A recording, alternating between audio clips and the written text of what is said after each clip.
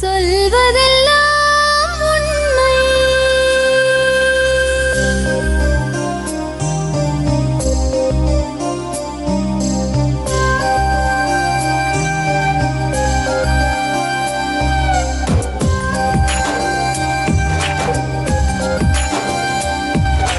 நிழலாய் வழிந்தோடும் ஒரு விழியின் கதையில் மெலிதாய் ஒரு சோகம், அதை அறிவார் எவரோ.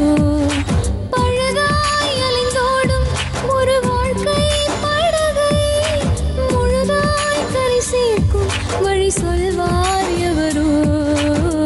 சொல்வதெல்லாம் உண்மை.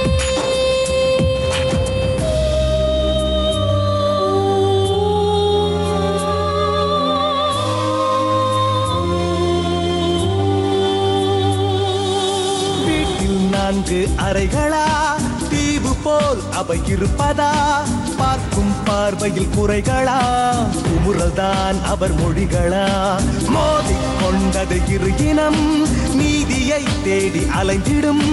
பாதிப்பென்ன பலனென்ன, பேசினால் தெளிவாகலாம். முரண்களை நீக்கி வரங்களாய் மாற்றலாம், நிலை மாறலாம் துளி அன்பிலே. சொல்வதெல்லாம் உண்மை உண்மை. சொல்வதெல்லாம் உண்மை. அப்பா இன்னைக்கு திருந்திவாரு, எங்க அம்மா கடவுள் நல்ல நம்பிக்கை, எப்படியாவது கடவுள் திருத்துவாரு அப்படி சொல்லி ரொம்ப ஆன்மீகம். ஃபாஸ்டிங் இருக்கிறது ஏற்கனவே வீட்டில் ஃபாஸ்டிங் தான், ஆனால் அம்மா அதுலேயும் ஃபாஸ்டிங் இருப்பாங்க. ஆண் பெண் வித்தியாசம் தெரியாது. இப்போ எப்படி ஏமடியில் உட்காந்துருக்கோம் அது மாதிரி அடுத்த ஆப்போசிட் பர்சன் வந்தாலும் அவங்களையும் நல்லவங்க அப்படின்னு நினச்சி தான் அவங்க கிட்டேயும் உட்காருவாங்க.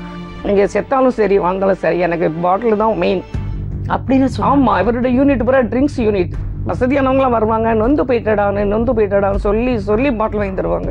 நீ கணவர் அடித்தாலும் மிதித்தாலும் அவருடைய காலில் தான் விழுந்திருக்கணும். நீ எதுக்கு கோயில் வீட்டுக்கு வந்து அம்மாவே கேட்டாங்க. இந்த குடி பழக்கத்தை மட்டும் விட்டீங்கன்னா இழந்தது எல்லாம் திருப்பி உங்க வாழ்க்கையில வரும். என்னால் வந்து எப்படிங்களா நல்ல தன்னம்பிக்கை இருக்குங்க. இருக்குல்ல? நான் வந்து ட்ரிங்க்ஸ் வந்து எனக்கு 20 டேஸ் டைம் கொடுங்க, நான் விட்டு காமிக்கிறேன். வித்தவுட் எனி ட்ரீட்மெண்ட் என்னால் முடியும்.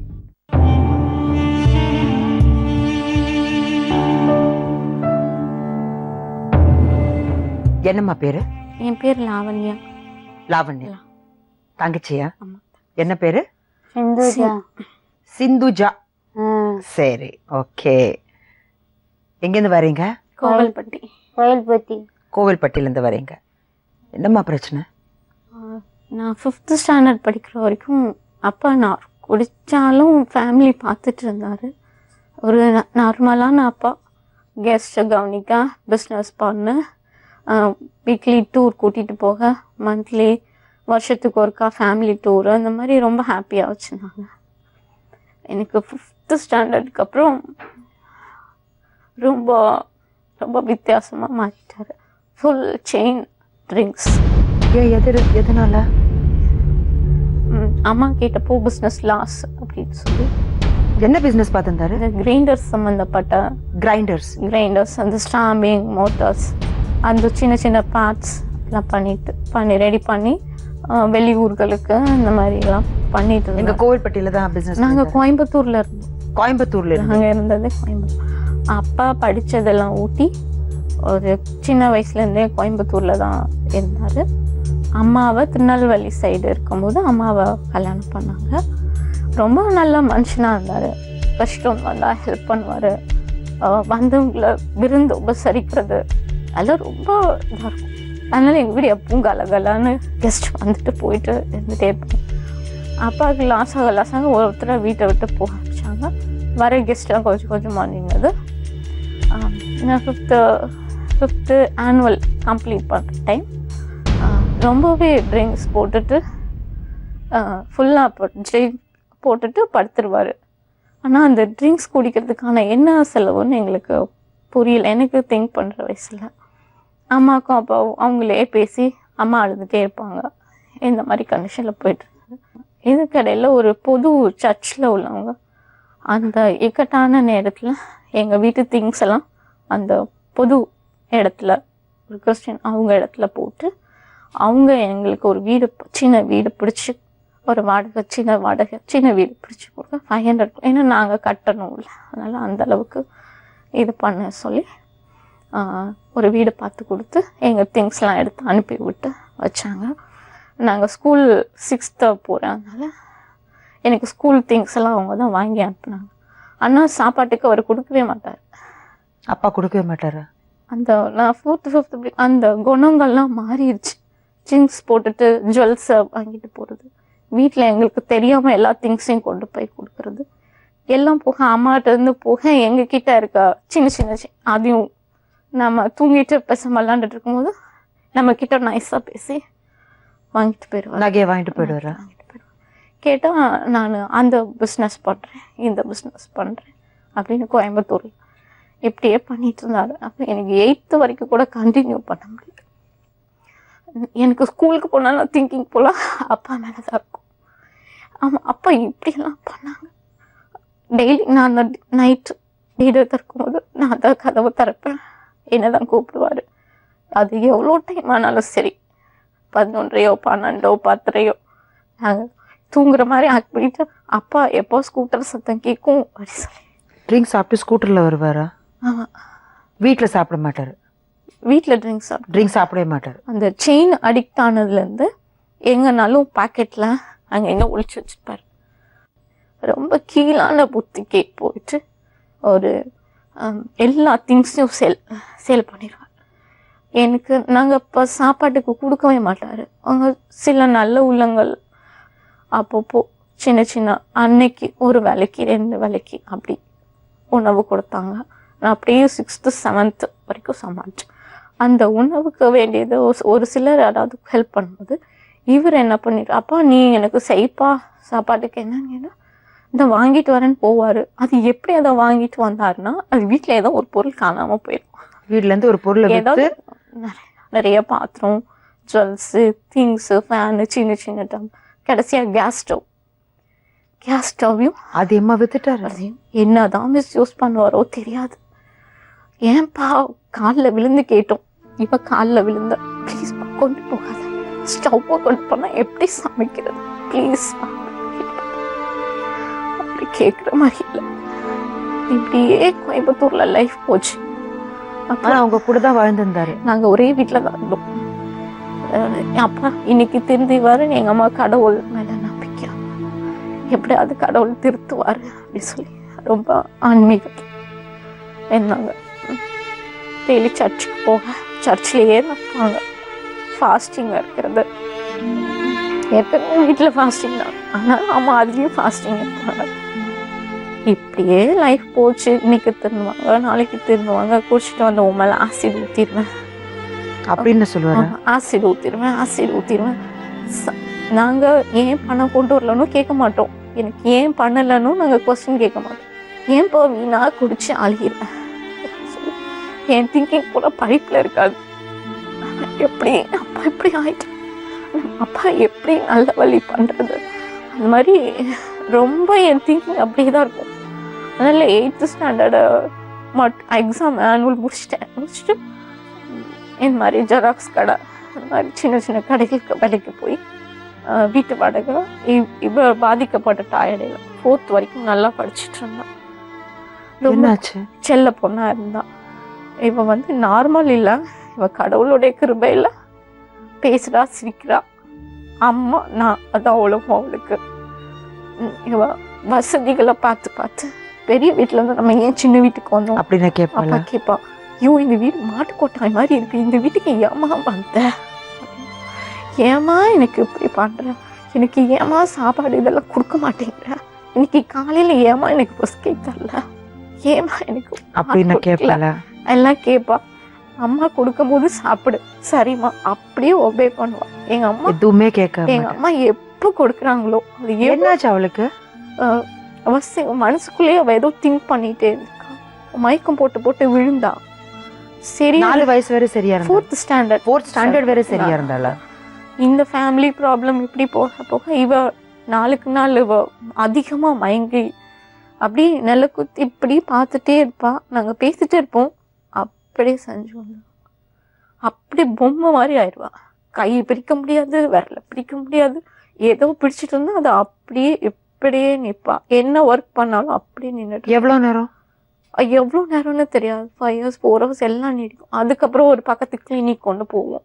அப்போ அவங்க ஏதாவது இன்ஜெக்ஷன் பண்ணி அப்படி பண்ணி. என்ன சொன்னாங்க டாக்டர்ஸ்? என்ன பிரச்சனைன்னு சொன்னாங்க? பிரெயினில் ஒன்று அடிப்பட்டா இருக்கணும், இல்லைன்னா ரத்தம் எதுவும் உறைஞ்சிருக்கணும், இல்லைன்னா இந்த வெயின்ஸ் நம்ம முதுகு தண்டுவடத்துக்கிட்ட இருந்து ஒரு வெயின் வந்து நம்ம தலைக்கு சில கண்ணுக்கு தெரியாத வெயின்ஸ்லாம் இருக்கும். அதில் ஏதாவது ஒரு கட்டாக இருக்கலாம், அது ஏதோ ஒரு பாதிப்பு இருக்கலாம். நீங்கள் MRI ஸ்கேன் கொண்டு வாங்க அப்படின்னு சொல்லி அப்பா நைட்டு வீட்டுக்கு வந்தோன்னா, அப்பா எனக்கு அந்த பிஸ்கெட் வாங்கிட்டு வரல, இது வாங்கிட்டப்பா, இந்த பொருள் வாங்கிட்டப்பா எனக்கு சாப்பிட அப்படின்னு கேட்பான். அவர் கோபமாக பேசி எடுத்த ஒரு மாதிரி அந்த ட்ரிங்க்ஸ்லாம் பேசுவார். அதெல்லாம் அவளால் தாங்க முடியல. இவ எப்பவும் குழந்தைய போல் நாங்கள் வீட்டில் வச்சுட்டு ஃபிட்ஸ் வரும், எங்கே விழுந்துருவாளோ. அதுவும் இல்லாமல் ஆண் பெண் வித்தியாசம் தெரியாது. இப்போ எப்படி ஏமடியில் உட்காந்துருக்கணும் அது மாதிரி அடுத்த ஆப்போசிட் பர்சன் வந்தாலும் அவங்களையும் நல்லவங்க அப்படின்னு நினச்சி தான் அவங்கக்கிட்டேயும் உட்காருவா. உங்க அப்பாக்குள்ள நிறைய ஃப்ரெண்ட்ஸ் எல்லாம் இருந்தாங்கன்னு சொன்னாங்க. அவங்கெல்லாம் எல்லாம் பிரிஞ்சுட்டாங்க. எங்க யாருமே வரல. இவர் சைனாவும் எல்லாம் எங்கே பிறந்தாங்கன்னு தெரில. ஒரு நல்ல டியரஸ்ட் ஃப்ரெண்ட் இருந்தாங்க, அவங்க வந்து சேலத்தில் செட்டில் ஆகிட்டாங்க. இன்னொருத்தர் வந்து வாட்டர் பம்ப்ஸில் வந்து ஒரு ஆஃபீஸில் ஜாபில் இருந்தார். அவர் மட்டும் ஏன்டா இப்படி இருக்கா, ஏன்டா இப்படி இருக்கா, குடும்பத்தை பாரு, 2 பெண் குழந்தைங்கள வச்சுருக்கா, 2 பேர் பேசிட்டு 2 பேர் தண்ணி அடிக்க போயிடுவாங்க. யாரு ஃப்ரெண்ட்ஸ், எந்த ஃப்ரெண்ட்ஸும் முயற்சி எடுக்கல. யாரும் எங்கள் அப்பா காப்பாற்றுறதுக்கோ திருந்துறதுக்கு யாரும் ஸ்டெப் எடுக்கல. சும்மா எங்கள் முன்னாடி சொல்லிட்டு போயிடுவாங்க. எனக்கா திங்க் பண்ணி கோயம்புத்தூரில் இருக்கவே விட மாட்டேங்கிறாரு. ஆசிட் ஊற்றுலாம் அது ஊற்றுலாம். நாங்கள் அமைதியாக இருந்தாலும் ஹவுஸ் ஓனர்லாம் நீங்கள் இவ்வளோ அமைதியாக இருக்கீங்க ஆனால் எங்களுக்கு பயமாக இருக்குது, நீங்கள் ஏதாவது பண்ணிக்குவீங்களோ, நீங்கள் ஏதாவது சூசைட் பண்ணிக்கிட்டீங்களா, எங்களுக்கு நீங்கள் ஏதாவது பண்ணிக்குவீங்களோன்னு எங்களுக்கு பயமாக இருக்குது. இப்படியே அங்கேயே கோயம்புத்தூர்லேயே போயிட்டே இருந்தது. சரி இப்படி பண்ணுறாரே சொல்லிட்டு நான் சொன்னேன், அம்மா கோவில்பட்டி பக்கம் போயிட்டா இவர் வரமாட்டார்ல, நம்ம அங்கே போயிடுவோம். கோவில்பட்டி பக்கம் போனோம். திங்ஸ் எல்லாம் லாரி சைடில் 15 days கிடந்துச்சு. அங்கே ஒரு வீட்டில் தங்கி அங்கே ஒரு வாடகை பிடிச்சி. எப்போ கோவில்பட்டிக்கு மாறினீங்க? இந்த ஏதோ சுனாமி வந்த டைம், சுனாமி சென்னையில் வந்த டைம், அந்த டைம் போனால் அங்கே அந்த இயர் தான் நீங்கள் இங்கே இந்த கோயம்புத்தூர்லேருந்து கோவில்பட்டி போனீங்க. ஆனால் இவர் எங்கெல்லாம் மிஸ்யூஸ் பண்ணது எல்லாம் பண்ணி அந்த கோயம்புத்தூரில் இருக்க பண்ணாமல் பண்ணி இவர் எப்போ திருந்துவார். அம்மா வெயிட் பண்ண, அம்மா ஆன்மீகத்தில் இருக்கா, எங்களுக்கும் அட்வைஸ் பண்ணி இப்படிலாம் இருக்கணும் அப்படி சொல்லி, நல்ல வழியில் அப்படிலாம் நீங்கள் இருக்கணும் அப்படி சொல்லிட்டு இருப்பேன். ஆனால் ஏன் திங்கிங், எங்கள் அப்பாவை எப்படி காப்பாற்றுறது, இந்த குடியிலேருந்து எப்படி மீட்கிறது, நம்ம அவமானப்பட்ட இடத்துல எப்படி வாழ்கிறது. உங்களுக்கு ஏதாவது ப்ராப்ளம் இருக்காம்மா? ஆமாம். என்ன ப்ராப்ளம்? எனக்கு வந்துட்டு 7-6 வயசில் ஒரு கட்டி ஹிப்பு பின்னாடி இருந்தது. அந்த ஹிப்பில் வந்து ரிமூவ் பண்ணாங்க.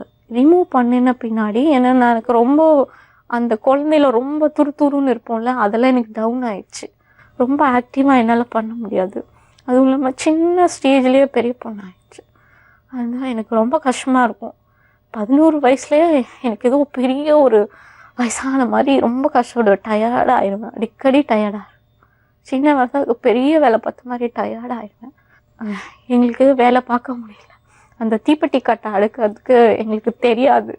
அந்த கம்பெனிக்குள்ளே போனாலே அது மாதிரி ஸ்மெல்லு தள்ளும். பழக்கம் இல்லை, பழகணும். அவங்க ரொம்ப சர்வீஸ் இருக்கவங்கெல்லாம் 15 நிமிஷத்தில் அந்த கட்டை அடுக்குவாங்க.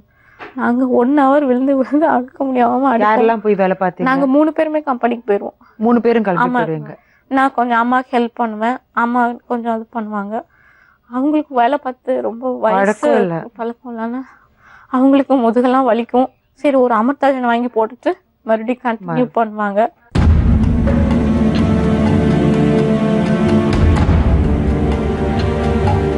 என்னம்மா இவ்வளோ கஷ்டப்பட்டுட்டு இருக்கீங்க? குடி தான் பிரச்சனை மேடம், குடி தான் பிரச்சனை. குடியினால தான் எங்கள் எதுக்கு உயிரோடு இருக்கீங்க? நல்லா வச்சுருந்தேன், அப்புறம் எதுக்கு நீங்கள் உயிரோடு வரணும்னு ஆசைப்படுறீங்க? நீங்கள் சாவறது மேல் அப்படின்னு சொல்லுவார். பிடிக்கும்போது சொல்லுவார். இந்த ஃபஸ்ட்டு ஒரு பொண்ணு இறந்துடுச்சு, இவன் 2வது பொண்ணு. இவளுக்கு வந்து பின்னாடி ஒரு கட்டி மாதிரி வந்துச்சு, அது 5 வயசில் ஆப்ரேட் பண்ணார். அதோட விட்டுட்டார், கவனிக்கலை. இப்படி அது சூ போடணும் அப்படிலாம் டாக்டர் சொன்னாங்க. அதெல்லாம் சரியாயிடும் சொல்லி இவரே தன்னை இது பண்ணிக்கிட்டாரு. ஏன் அப்படி செஞ்சீங்க? அவர்கிட்ட தான் பேசவே முடியாது. அந்த ஆப்ரேட் பிரச்சனை இருக்கு, டாக்டர்ஸ் தான் செய்யணும்னு சொல்லும் போது அதுக்கப்புறம் அவரு போகல, அந்த ட்ரீட்டுக்கு வந்து அவர் போகல. அது அப்ப பிசினஸ் எல்லாம் நல்லா தான் இருந்தது. அப்ப நல்லா இருந்துச்சு. அப்ப செஞ்சிருக்கலாம்ல, ஒரு ட்ரீட்மெண்ட் பண்ணிருக்கலாம்ல. எக்ஸசைஸ் அவர் வந்து அதை கேர் பண்ணிக்கிடல. அது நடக்க சரியாயிடுவா அப்படின்னு சொல்லி. ஆனா நல்லா நடந்துட்டு தான் இருந்தா மேடம். இல்லை 8th போறான், 7th பாஸ் ஆகி 8th போகும்பொழுது படிக்கக்கூடிய ஒரு அந்த மனசு அவள்கிட்ட இல்லை. அவள் நல்லதை பார்த்துட்டு அவளுக்கு என்கிட்ட கேட்கவும் பயம், என்ன செய்யறதுன்னு அவள் அப்படியே கெஸ் பண்ணிக்கிட்டே நான் பள்ளிக்கூடம் போகலாமா அப்படின்னு சொன்னான். அப்போவே படிப்பு ரொம்ப முக்கியமா, கஷ்டப்படாமல் நீ பள்ளிக்கூடத்துக்கு போயிதுன்னு சொன்ன முடியாது. என்னால் ஒன்றுமே பண்ண முடியல. திடீர்னு ஒரு இடி விழுந்த மாதிரி இருக்கிறதுனால இவர் சொல்லிட்டாரு, நீங்கள் செத்தாலும் சரி வாழ்ந்தாலும் சரி எனக்கு பாட்டில் தான் மெயின் அப்படின்னு. ஆமாம், இவருடைய யூனிட் பூரா ட்ரிங்க்ஸ் யூனிட். வசதியானவங்களாம் வருவாங்க, நொந்து போயிட்டடான்னு சொல்லி பாட்டில் வாங்கி தருவாங்க மனைவி பிள்ளைகளுக்கு. அப்போ அவன் பாட்டில் தான் வாங்கி தருவான், உனக்கு சோறா போடுவான். அப்போ அவன் சோறு போட்டால் வேற மாதிரி ஆயிரும். அதனால இப்படி ஒரு இது வந்து 5 வருஷம் சமாளிச்சிட்டோம் மேடம் கோயம்புத்தூர்ல. அது மாதிரி முடியவே இல்லை. நம்ம உழைச்சாதான் சாப்பாடு. அங்கே நாங்கள் வசதி வேலை கெட்டு போனோம், வீட்டு வேலை கூட கெட்டு போனேன். சொல்லிட்டாங்க அப்புறம் தோற்றம்லாம் வேற மாதிரி. நல்லா உங்களை வீட்டு வேலைக்கு யாருங்க சேர்க்க முடியும், நீங்கள் உங்கள் எங்கேயாவது போய் நீங்கள் வேலை பாருங்கள். கோயம்புத்தூர்ல நீங்கள் எங்கே போனாலும் வேலை கிடைக்காது, ஏன்னா உங்களோட எல்லாரும் பார்த்துருக்கோம். அதனால உங்களுக்கு யாரும் வேலை தரோம். இப்படியும் ஒரு பயங்கரமான ஒரு பொசிஷன் ஆயிடுச்சு. வாழவும் முடியாது, உயரவும் முடியாது. 2 பிள்ளைகளை வச்சுட்டு ஒரு சர்ச்சுக்காரங்க தான் சப்போர்ட் பண்ணாங்க. இல்லைங்க யாரிடமா படிக்க வைப்பான்னு ரொம்ப தவிச்சுக்கிட்டே இருந்தேன். ஆனால் பாப்பா 2 பேரும் எங்களால் இப்படி இருக்கும்போது அப்படி நான் படிக்க மாட்டேன் அப்படின்னு சொல்லிட்டாங்க. என்னால் ஒன்றும் செய்ய முடியல. சரி, அப்போ கோயில்பட்டியில் கூட படிக்க வைப்பாங்க, தீப்பெட்டி கம்பெனிக்காரங்க படிக்க வைப்பாங்க அப்படின்ற. நாங்கள் அம்மா கோயில்பட்டியில் இருந்தாங்க இருக்கோம். அப்போ நான் அம்மா வீட்டில் இருந்திருக்கேன். அப்போ சொன்ன உடனே சரி இந்த மாதிரி படிப்புக்கெல்லாம் அங்கே செய்வாங்க அப்படி சொன்னாங்க. அதை நம்பி நாங்கள் 4-5 பேர் எங்களுக்கு திங்ஸு கோயில்பட்டிக்கு போக வேண்டிய ஏற்பாடெல்லாம் ஒரு சர்ச்சுக்காரங்க பண்ணினாங்க. வருஷத்தில் ஒரு நாள் கோயில்பட்டி வருவாருங்க. கிறிஸ்மஸ் டைம் வருவார், தீபாவளி வரும்போதே பாட்டில் வீட்டு தான் வருவார். இல்லை அந்த பிள்ளைங்கெல்லாம் காலில் விழுந்தாலும் அப்பா விட்டுருப்பா, எங்களுக்காக இல்லை, நீங்கள் உயிரோடு இருக்கணும், எனக்கு அப்பா வேணும் அப்படின்னு 2 பிள்ளைங்களும் அப்படி தான் காலில் விழும், தள்ளிடுவார். ரொம்பவும் அதாவது பெக்கர் நிலைமை தான் வச்சுக்கோங்களேன். ஆனால் வெளியில் தெரியாத வட்டிக்கு ரொம்ப டீசெண்டாக பிகேவ் பண்ணிக்கிட்டோம். இதெல்லாம் பார்த்து ஒரு நாள் எங்களுக்கு ரேஷன் கார்டு இல்லை, யாராவது ரேஷன் கொடுப்பாங்க, நல்ல நாள் குழம்பு அதை கொடுப்பாங்க. இப்படி தெரிஞ்சுக்கிட்டு வந்து செஞ்சுட்டு எப்படி தான் நீங்கள் இப்படி உயிரோட இருக்கீங்க, எங்களால் அதை ஜீரணிக்கவே முடியலையா அப்படின்னு சொல்லி வருத்தப்படுறவங்களே தவிர அவர் ஒன்றும் செய்ய முடியாது. நீ கணவர் அடித்தாலும் மிதித்தாலும் அவருடைய காலில் தான் விழுந்திருக்கணும். நீ எதுக்கு கோயில்பட்டிக்கு வந்து அம்மாவே கேட்டாங்க. ஆனால் பிள்ளைங்களுடைய மனசு ரொம்ப பாதிக்கப்பட்டுருச்சு மேம். அதை பாதிக்கப்பட்ட என்னால் அது எவ்வளவோ சொல்லி சமாளிக்க முடியல. இவர் என்ன இப்பவும் அவர்கிட்ட சொன்னேன், உயிரோடு இருக்கிறது எனக்கு சொத்து, எந்த சொத்து நான் கேட்கல. இவ்வளோ படிப்பு போய் சொத்து போய் எல்லாம் போய் கூட பிள்ளைகளோட வச்சு கொஞ்சம் கூட உணர மாட்டேங்கிறீங்க, இப்பவும் வரவே மாட்டேன்னு சொன்னார். நாங்கள் உங்களுடைய ஜீவனுக்காக தான் கூப்பிடுறோம், வேற எதுக்கும் இல்லை. குடிச்சு சாவா ரெடியாக இருக்கீங்களே தவிர கொஞ்சமாவது ஒரு ஜீவனோட இருந்து மனைவி பிள்ளையை பார்க்கணுங்கிற ஒரு எண்ணம் உங்களுக்கு வரவே மாட்டேங்குது. இவ்வளவோ பொறுமையாக இருந்து ஒரு பிரயோஜனம் கூட எனக்கு இல்லாமல் பண்ணிட்டீங்களே சொல்லி தான் பேசும்போது அவர் என்ன சொல்றாரு? பதிலே சொல்ல மாட்டேங்க. அதான் ஒரே வார்த்தை, எனக்கு கூடிதானே மெயின் சொல்றாரு. பிள்ளைங்க கூட பேசலன்னு சொல்லிட்டாரு. அதனால நான் ஒன்றும் பண்ண வழியில் சண்டை போடவும் முடியாது. நம்ம அமைதியா பொறுமையா இவ்வளவு தூரம் சொல்லி அவர் உணரல. பசங்க சொல்லி நீங்க சொல்லி எந்த மாற்றமும் இல்லை, எந்த மாற்றமும். அதனால எங்களுக்கு என்ன பண்றதுன்னு தெரியல. இந்த பொண்ணுக்கு MRI ஸ்கேன் எடுக்கணும், இந்த பொண்ணுக்கு அந்த கட்டினால கால்ல பிரச்சனை வந்து சவ்வு விலகிடுச்சு. சரி, சவ்வு விலகி அதுக்கு என்ன பண்ண சொல்லியிருக்காங்க டாக்டர்? இது என்ன பண்ண சொன்னாங்க? நான் பிசியோதெரபி டாக்டர்கிட்ட பேசினேன். இது வந்து ஹிப்பு நம்ம நேரா வளர்றதுக்கு பதிலாக அது வந்து உனக்கு ஹிப் சுத்தி அந்த ஒரு டிசீஸ் தான். அது வந்து ஒரு கியூரபிளா நான் கியூரபிளா? கியூரபிள்னு சர்ஜரி பண்ணலாம். இப்போ காலில் ஏதோ ஒரு சின்ன சர்ஜரி இன்னும் ஒன்று வைக்கணும்னு சொல்லியிருந்தாங்க. இன்னும் ஒரு பேர் கூட சொன்னாங்க. அது ஒன்று வைக்கணும், அது வைக்கணும்னு சொன்னாங்க. அதுக்கப்புறம் நான் என்கிட்ட பணம் இல்லாதனால அதை அவர் கண்டினியூ பண்ணல. நீ நீ நல்லாவ, நாங்கள் பார்ப்போம், நீ நல்லாகி நடப்ப, அந்த மாதிரி நம்பிக்கையான வார்த்தைகளை சொல்லிட்டு சர்ஜரி கண்டிப்பா தேவைன்னு சொல்லியிருக்காங்க. ஆமா, எனக்கு கால் வராது, நான் வந்து இழுத்து என்னோட நம்பிக்கையில தான் நான் தூக்கி வைக்கிறேனே தவிர அதுல ஒன்றும் இது கிடையாது. ஸோ அந்த கட்டினாலதான் இந்த பிரச்சனை அந்த வந்து கட்டி ரிமூவ் பண்ணின பின்னாடி நிறைய பண்ணணுமா, பெல்ட் போடணுமா. எனக்கு இந்த கோவில்பட்டி டாக்டர் சொன்னாரு, ஏமா உனக்கு சர்ஜரி ரிப்போர்ட் இன்னும் ஒரு சர்ஜரி பண்ணியிருக்காங்க, உன்னைய உங்க அப்பா குற்று உயிரா போட்டு போயிருக்காங்களேம்மா இவ்வளோ நாள். அப்போ வசதியா தானே இருந்தாரு, அப்போ ஏன் இந்த மனசு வரலன்னு எனக்கு புரியல.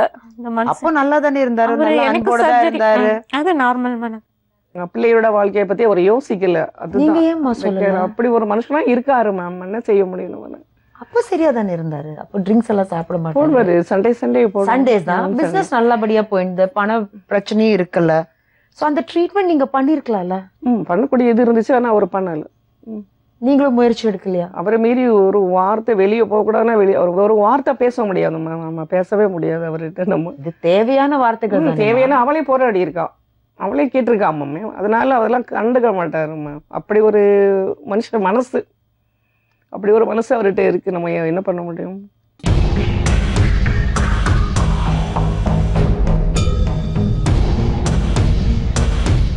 ட்ரிங்க்ஸுக்கு அடிமை ஆயிட்டீங்களா?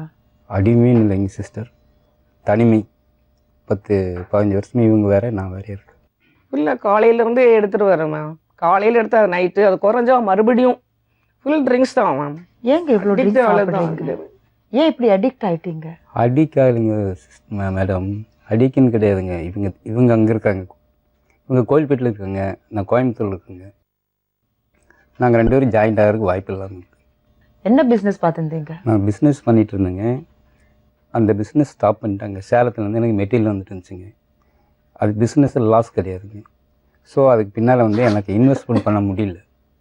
அதனால் நான் வந்து ஒரு ஆடிட்டு இருந்தேன், அக்கௌண்ட்ஸ் தெரியும். என்ன பிஸ்னஸ் பார்த்துருந்தீங்க? என்ன பிஸ்னஸ்? உங்கள் பிஸ்னஸ் என்ன? மோட்டார் ஸ்பேர்ஸ் இருக்குங்க, எலக்ட்ரிக் மோட்டார் ஸ்பேர் பார்ட்ஸ். அது வந்து சேலத்துலேருந்து வந்துட்டு இருந்துச்சுங்க. அப்போ கொஞ்சம் நல்லா தான் இருந்தோம். 20 வருஷம் நல்லா இருந்தீங்கல்ல, பிஸ்னஸ் நல்லபடியாக போச்சுன்னு சொன்னாங்க. நல்லா இருந்துச்சுங்க. அப்போ அந்த பிஸ்னஸ் ஸ்டாப் ஆச்சுங்க. அதுக்கு பின்னால் வந்து என்னால் டாலரேட் பண்ண முடியல. ஸோ வித்தவுட் இன்வெஸ்ட்மெண்ட் என்ன பண்ணுறதுன்னு நான் வந்து அக்கௌண்ட்ஸ் லைனுக்கு போனேன். அது சரி வர வேலை இல்லைங்க. அது 6 மாதமாக நல்லாவே பாதிச்சிட்டாங்க. நான் இவங்க சரியாக ஃபீல் பண்ணல. இவங்க சரியா? நான் சரியாக இவங்களுக்கு ஃபீல் பண்ணலைங்க மேடம். சரி, சாப்பாடு நீங்கள் கொடுக்கல? ஆமாம், அங்கேருந்து நான் பணம் தான் அனுப்புவேங்க. அவங்க போல இங்கே போய் பார்த்து ரொம்ப நாள் ஆச்சு. ஜனவரி 26 இவங்களை பார்த்துக்கோங்க. எதோ இடையில வந்தால் 500, 1000, 400, 500 இந்த மாதிரி தான் நான் என்னால் ஃபீல் பண்ண முடியும். பெரிய சர்ப்ளஸை இந்த 6 மாத காலமாக செய்ய முடியாது. இப்போ என்ன பண்ணிட்டு இருக்கீங்க? இப்போ இந்த சின்ன யூனிட் இருக்குல்ல சிஸ்டர், சின்ன ஸ்மால் ஸ்கேல் இண்டஸ்ட்ரீஸ், அந்த ஸ்மால் ஸ்கேல் இண்டஸ்ட்ரீஸ்க்கு part time job, income tax, sale tax file பண்ணி கொடுப்போங்க. இதெல்லாம் பண்ணிட்டு இருக்கீங்க. என்ன வருமானம்? வருமானம் அவ்வளோ சொல்லிக்கிற மாதிரி இல்லைங்க. இல்லையா? அதாவது பெரிய யூனிட்லாம் வந்து இண்டிவிஜுவலாக வச்சுக்குவாங்க.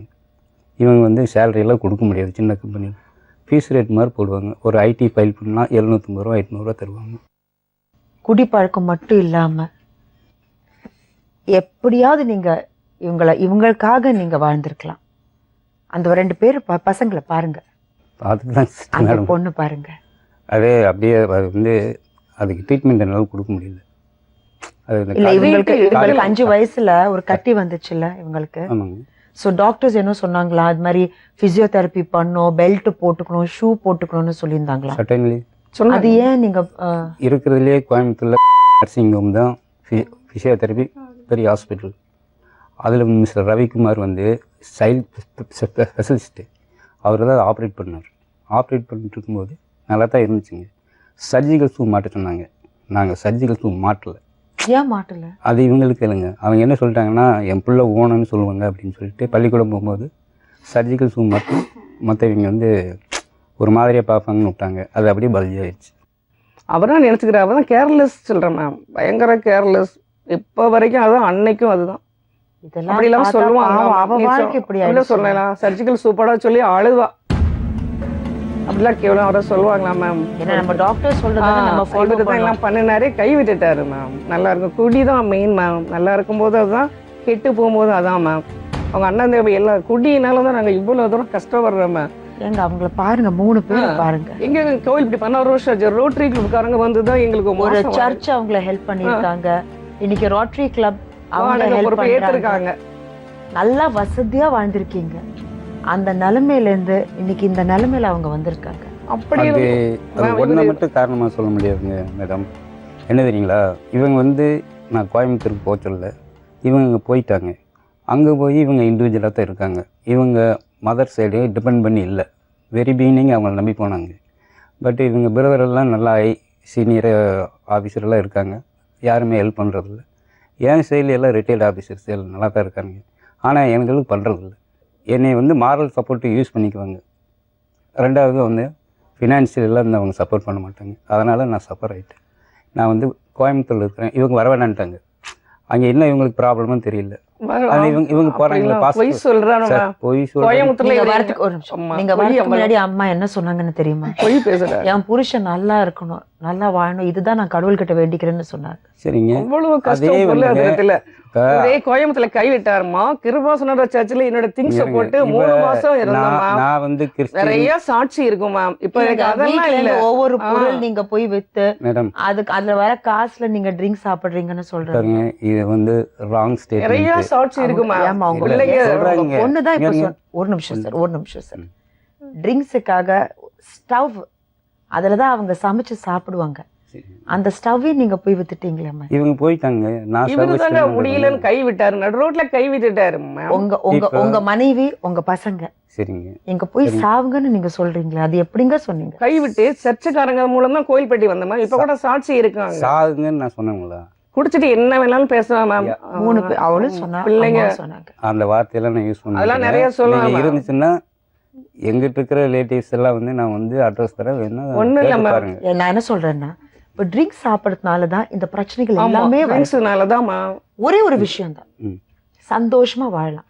காசு இன்னைக்கு இருக்கு, நாளைக்கு இருக்காது. ஆனா நம்ம எல்லாரும் சேர்ந்து வாழ்ந்தோம்னா ஒரு சந்தோஷம், நல்லதோ கெட்டதோ. அதான் நான் கேக்குறேங்க. கோயம்புத்தூர்ல ஏன் மாமா வாழ வைக்க முடியல? எல்லாரும் சந்தோஷமா நீங்க முயற்சி செஞ்சு, அவங்க வேலை செஞ்சு, இவங்க வேலை செஞ்சு, எப்படியோ கஞ்சியோ கூழோ, ஆனா சேர்ந்து இருந்தா அதுக்கு சந்தோஷம். அந்த குழந்தை பாவம் அப்பா அப்பான்னு ஏங்குது. இப்ப உங்களுக்கே தெரியும், குடினாலதான் இந்த பிரச்சனைகள் எல்லாமே வந்திருக்கு. அது மட்டும் நம்ம விட்டுட்டோம்னா ட்ரை பண்ணுவோம், முயற்சி செய்யலால. அதனாலதான் ஒற்றுமையா இல்லைன்னா அதுக்கு வந்து நான் தயார். இப்ப என்ன சொல்றாங்க மேம்? ஒரு நிமிஷம் நான் தயார். சாகடிக்க கூட்டு வந்திருக்கேன்னு கேக்குறாரு மேம். ஒரு நிமிஷம். இது பாருங்க, பிசினஸ்ல லாஸ்ன்னு சொன்னீங்க. நம்ம எதெல்லாம் நம்ம கையில இருந்துச்சோ அதெல்லாம் நம்ம இழந்துட்டோம். ஆனா இப்போ நான் சொல்றேன், நம்பிக்கை மட்டும் இருந்ததுன்னா, நீங்க இந்த குடி பழக்கத்தை மட்டும் விட்டீங்கன்னா இழந்தது எல்லாம் திருப்பி உங்க வாழ்க்கையில வரும். அவங்க இவங்க கோஆபரேட் பண்ண மாட்டேங்கிறாங்கல்ல. அவங்க எல்லாரும் கோஆபரேட் பண்ணுவாங்க. எப்படிங்க? ட்ரிங்க்ஸ் நீங்க முதல்ல ஸ்டாப் பண்ணும். நான் ஸ்டாப் பண்றேங்க. நிறுத்தணும்னு ஆசை இருக்கு. என்னால வந்து எப்படிங்களா, நல்ல தன்னம்பிக்கை இருக்குல்ல. நான் வந்து ட்ரிங்க்ஸ் வந்து எனக்கு 20 டேஸ் டைம் கொடுங்க, நான் விட்டு காமிக்கிறேன். வித்தவுட் எனி ட்ரீட்மெண்ட் என்னால் முடியுமா? முடியும். 100% ஷியோர். உங்களுக்கு எந்த ட்ரீட்மெண்ட்டும் தேவையில்லை. நீங்க சொன்ன மாதிரி தன்னம்பிக்கை உங்களுக்கு இருக்கு. டி அடிக்ஷன் சென்டர் இருக்கு, அங்க போய் 20 நாள் இருந்தா போதும். எந்த ட்ரீட்மெண்ட் எதுவுமே பண்ண மாட்டாங்க. அந்த டி அடிக்ஷன் சென்டருக்கு நாங்க அவங்கள கூட்டிட்டு போறோம். அங்க 20 நாள் இருங்க, கம்ப்ளீட்டா ட்ரிங்க்ஸ் நீங்க மறந்துடுவீங்க. ஒரு புது மனுஷனா திரும்பி வந்து ஒரு இன்ஜெக்ஷன் கூட அங்க போட மாட்டாங்க உங்களுக்கு. No treatment, counselling, only counselling. நீங்க இழந்தது எல்லாமே உங்களுக்கு தன்னம்பிக்கை இருக்கு. கண்டிப்பா. இவங்க பாவம் அப்பாக்காக அவ பாவம் அழறா. அந்த ட்ரிங்க்ஸ் கம்ப்ளீட்டா மறந்துடுங்க. போவீங்களா? முடிச்சிட்டு அங்க ஒரு சாப்டர் மூடி ஒரு புது சாப்டர் ஆரம்பிங்க. நீங்க ஒரு பெரிய பிசினஸ் மேனா திரும்பி வருவீங்க, எனக்கு நம்பிக்கை இருக்கு. செய்வீங்களா?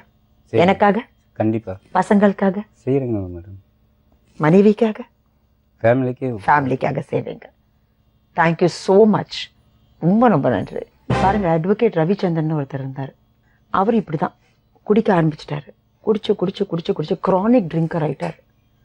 ஆனா அவர் முயற்சி செஞ்சு இது கம்ப்ளீட்டாக இது எல்லாமே நிப்பாட்டி இன்னைக்கு அவரே ஒரு டி அடிக்ஷன் சென்டர் ஸ்டார்ட் பண்ணியிருக்காரு. அந்த டி அடிக்ஷன் சென்டருக்கு தான் நாங்கள் உங்களை அனுப்ப போகிறோம்.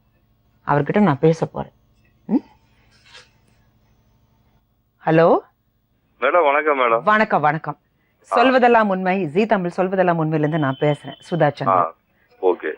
இப்போ இங்கே ஒரு ஃபேமிலி வந்திருக்காங்க. நல்லா பிஸ்னஸ், ரொம்ப நல்லா வாழ்ந்தாங்க.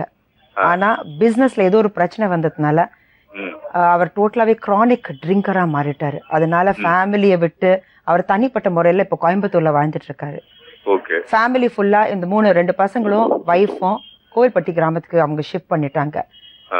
இப்போ அவங்க என்ன சொல்கிறாங்கன்னா, அவர் எப்படியாவது இந்த ட்ரிங்கிங் ஹேபிட் அவர் ஸ்டாப் பண்ணும். அதுதான் ஒரே ஒரு பிரச்சனை, வேறு எந்த பிரச்சனையும் இல்லை. அதனால அவர் ஃபேமிலியை பார்க்க மாட்டேங்கிறாரு, ஃபுல் டைம் ட்ரிங்க்ஸில் தான் இருக்காரு. So both the girls are here. அவங்க ஒய்ஃப் இங்கே இருக்காங்க. என்ன செய்ய முடியும் சார்? நம்ம அவங்களுடைய ஒத்துழைப்பு தான் இதுக்கு முதல் காரணமா இருக்கணும். சரி சார். ஃபர்ஸ்ட் அவரை ஒரு குடி நோயாளின்ட்டு அவங்க ஃபேமிலி மெம்பர்ஸ் நினைக்கணும். அவரு மார்னிங் டிஃபன் 8 மணிக்கு சாப்பிடாருன்னா அவரை ஒரு 7:30 மணிக்கு எல்லாம் சாப்பிட வைக்கணும். சரி. அதே மாதிரி லஞ்சும் தான். சரி. அதுக்கு அடுத்து அவரு உணரணும் நாம் ஒரு குடி நோயாளி. Okay sir. Okay sir. ஆமா, இதெல்லாம் மைண்ட்ல வச்சுக்கிட்டு தான் அவர் தன்னை குடியிலிருந்து வெளியேறி வர முடியும். ஓகே. அவர் இருக்கிறது கோயம்புத்தூர்ல, இவங்க கோவில்பட்டியில இருக்காங்க. ஸோ முதல் ஸ்டெப் என்னன்னா, இவர் இவங்க கூட வாழணும்னா நீங்க அவரை நேரடியா இங்க அழைச்சிட்டு வந்து. கண்டிப்பா சார். கண்டிப்பா டி அடிக்ஷன் சென்டர்ல ஃபேமிலி கவுன்சிலிங் எல்லாம் வாரம் நடக்கும். ஓகே. அந்த கவுன்சிலிங்ல நம்மளை போன்ற மற்ற குடிகாரர்களும் தன் மனைவி மக்களோட ஹாப்பியா இருக்கிறாங்க. ஓகே.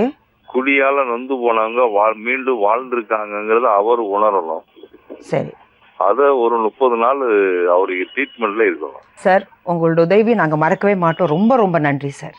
Okay okay. இதுல இருந்து மீண்டவர்கள் மிக ஏராளம். Thank you so much. ஒரு புது வாழ்க்கையை அமைச்சவங்களும் ஏராளம். தேங்க்யூ. ரொம்ப ரொம்ப நன்றி. Okay okay. இந்த அடிக்ஷன் இங்கே தான் இருக்குங்களா? இங்கே தான் இருக்கு. இங்கே தான் சென்னையில் தான் இருக்கு. சென்னை. அவர் என்ன சொன்னார்னா, எந்த ட்ரீட்மெண்ட் இல்லாமல் நாளைக்கு உங்களை அங்கே கூட்டிட்டு போகிறோம்.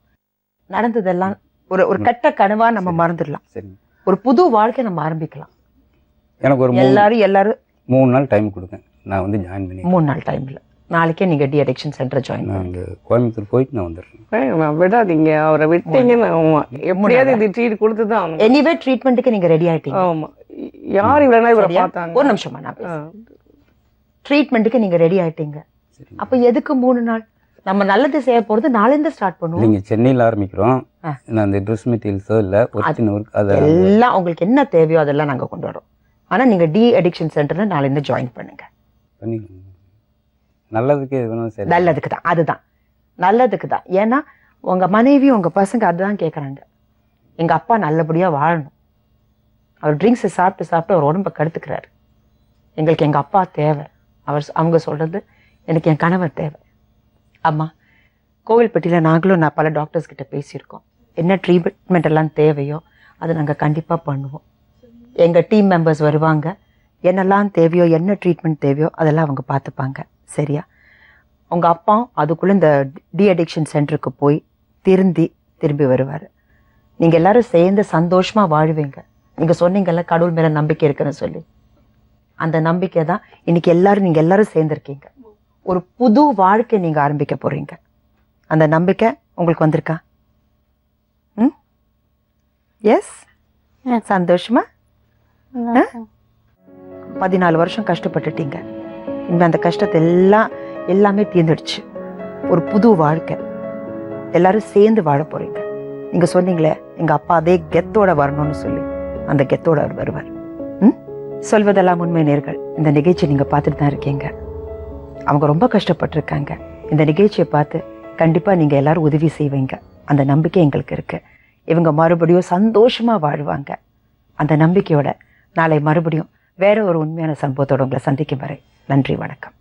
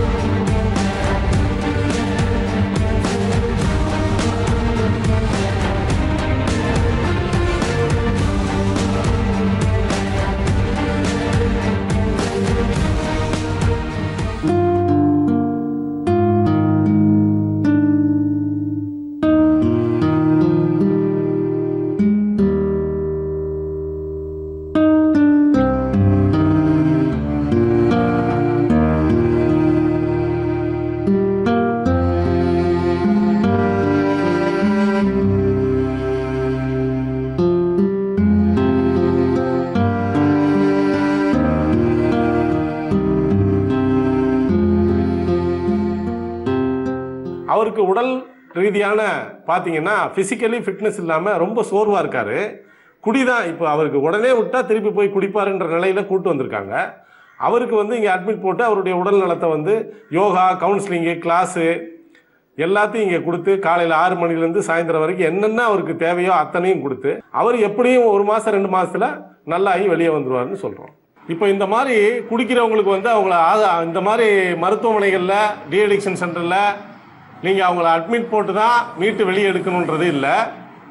ஏன்னா அது அந்த நோய் வந்து மிகப்பெரிய ஒரு கொடுமையான நோயாக இப்போ மாறிக்கிட்டு வருது. எங்கே பார்த்தாலுமே ஒரு கொடுமையான குடிநோய் தான் வளர்ந்து போய் நிற்கிற நிலையில் நீங்கள் உங்களுக்கு நான் சில விஷயத்தை சொல்கிறது என்னென்னா, ஏஏ மீட்டிங் இருக்குது எங்கே பார்த்தாலும்.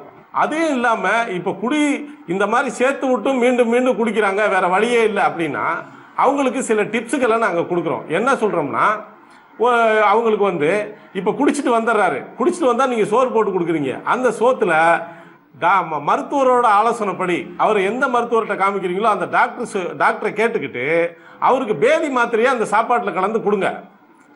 அப்போ பேதி மாத்திரை சாப்பாட்டில் கலந்து கொடுத்தீங்கன்னா அவர் வந்து எப்படியும் ஒரு 2 நாள் 3 நாள் நம்ம குடித்தாலே பேதியாகுது அப்படிங்கிற நிலையை அவருக்கு உருவாக்குனீங்கன்னா அப்புறம் அதுலேருந்து அவர் மீண்டு வர்றதுக்கு நிறைய வழிகள் இருக்குது. வேற ஏஏ மீட்டிங்கை தவிர குடிநோயாளிகள் மருந்தை கொடுத்து நான் குடிக்காமல் ஆக்குறேன்னு சொல்கிற மொத்த மருந்துமே பொய்யானவை என்பதை மக்கள் உணர வேண்டும். ஏன்னு கேட்டால் இது வந்து முள்ளால் தான் எடுக்கணும். ஒரு முள்ளு குத்திருச்சுன்னா இன்னொரு முள்ளால் எடுக்கிற மாதிரி ஒரு குடிநோயாளியை இன்னொரு குடிநோயாளிகள் தான் திருத்த முடியும். அப்போ ஒட்டுமொத்த ஏஏ மீட்டிங்கில் தான் அதனுடைய ரெக்கவரி கிடைக்கும். அவனுக்கு நான் எப்படி செத்தேன், எப்படி பொழைச்சேன், இன்னைக்கு எப்படி நல்லா இருக்கேன்றதெல்லாம் அவங்க பேசுவாங்க. பேசும்போது தான் அவங்கள மீட்டெடுக்க முடியும். எந்த கோயிலும் எந்த தாயத்தும் எந்த மருந்தும் எதுவுமே குடிநோயாளியை மீட்டெடுக்கவே எடுக்காது. இதை தெளிவாக மக்கள் புரிஞ்சுக்கிட்டு ஏஏ மீட்டிங் அனுப்புறது, இல்லைனா அந்த யார் குடிக்காமல் இருக்காங்களோ அவங்க கூட சேர்ந்து இவங்களை வாழ வைக்கிறது, அவங்களுக்கு வந்து கோபம் வராமல் பார்த்துக்கிறது. குடிக்காமல் இருக்கும்போது நீ இவ்வளோ நாள் குடித்ததுனால தான் இந்த குடும்பம் இப்படி ஆயிடுச்சுன்னு குடிக்காமல் இருக்கும்போது சொல்லாதீங்க, உடனே போய் குடிச்சிருவாங்க.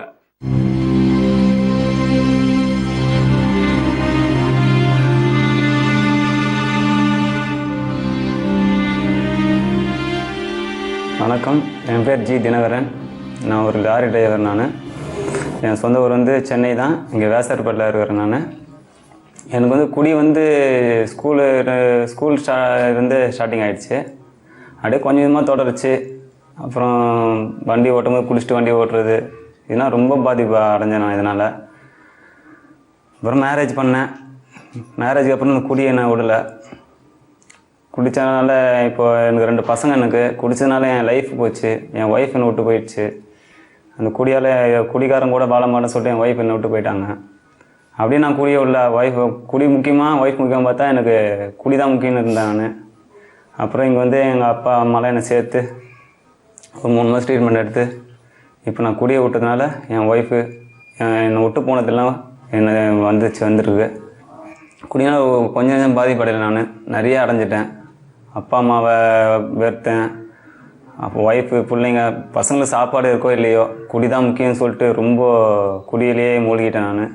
பிச்சை எடுக்கலை, பிச்சை எடுத்தும் குடிச்சிருக்கேன். ரொம்ப கேவலமாக குடிச்சிருக்கேன். இப்போ அந்த குடியை விட்டுட்டனால இப்போ நான் லைஃப்பில் நல்லா இருக்கிறேன். அதுவும் மறுமய வயத்தில் வந்து குடியை விட்டு இப்போ நான் ரெக்கவரியில் இருக்கிறேன் நான். என் பேர் எம் பாண்டியன். திருச்சி மாவட்டம் துறையூர்லேருந்து வந்திருக்கேன். நான் என்னோடய காலேஜ் லைஃப்லாம் முடிஞ்சோன்னே அடுத்து தொழில் ரீதியாக தொழில் செய்ய போகிறோங்கிறப்ப அப்பாவுக்கும் எனக்கு ஏற்பட்ட கிராஸ்னால் குடிக்க ஆரம்பித்தேன். குடி எனக்கு வந்து ஜாஸ்தி ஆகிடுச்சு. அது போகும்போது குடும்பத்தில் அம்மாக்கிட்ட, தம்பிக்கிட்ட, அக்கா தங்கச்சிட்ட எல்லாத்திட்டையுமே என்னால் ஒட்ட முடியாமல் தனிமைப்படுத்தப்பட்டுட்டே வந்தேன். மேரேஜ் லைஃப் வந்த பிறகும் அதே மாதிரி சொந்த பந்தம் யாரோடையும் ஒட்ட முடியாமல் போயிட்டு இருந்துச்சு.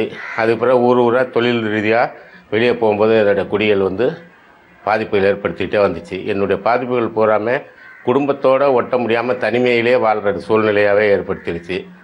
இப்போ ஒரு 7 வருஷத்துக்கு முன்னாடி என்னுடைய மனைவி நோய்வாய்ப்பட்டு இறந்துட்டாங்க. அதுக்கு பிறகு இன்னும் தனிமை ஜாஸ்தியாச்சு. அந்த தனிமை ஜாஸ்தி ஆகும்போது மகளுக்கு கல்யாணம் பண்ணணுமே, மகனுக்கு கல்யாணம் பண்ணணுமேங்கிற ரீசனில் கொஞ்சம் கட்டுப்பாடாக இருந்துகிட்டு இருந்தேன். இப்போ கடைசி கால குடியில் வந்து என் மகனுடைய கல்யாணத்தை இருந்து கூட நடத்த முடியாத ஒரு சூழ்நிலை வந்தது. இங்கே வந்து அட்மிட் ஆகிற மாதிரி ஆச்சு. இப்போ பேரன் பிறந்திருக்கான், கூட இருக்க முடியல. அது என்னுடைய வாழ்க்கையில் பல நெருக்கத்தை விட்டு தனிமையிலேயே என்னோடய வாழ்க்கையை போக வச்சிருச்சு. இப்போ ட்ரீட்மெண்ட் எடுத்து வரும்போது என்னோடய சொந்த பந்தங்கள்லாம் மீண்டும் நெருங்கிய வர ஆரம்பிச்சிருக்காங்க. சம்பந்தக்காரங்க அவங்கவங்க எல்லாமே என்னுடைய தொடர்புகள் வச்சு வரும்போது மீண்டும் ஒரு தெளிவான சந்தோஷமான வாழ்க்கைக்கு போக முடியும்னு.